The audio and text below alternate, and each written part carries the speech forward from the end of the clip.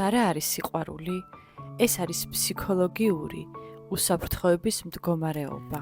როცა მისი არსებობაც კი საკმარისია იმისთვის, რომ თავს მშვიდად გრძნობდე. გრძნობდე, რომ როცა შენ ის გჭირდება, ის შენთან არის და როცა შენ მას ჭირდები, შენ უპირობო მხარდამჭერი ხარ მისი. სიყვარულია, როცა მისი არსებობა ფრთებს გასხამს, გაძლიერებს, გზრდის და გაძლევს ძალას, რომ ეს ენერგია ცხოვრების სხვა სფეროშიც მიმართო.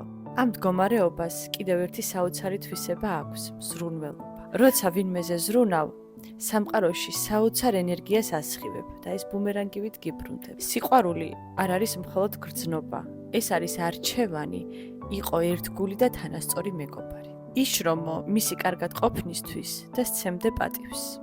ბევრნაირი სიყვარული არსებობს და მაინც შენთვის რა არის სიყვარული?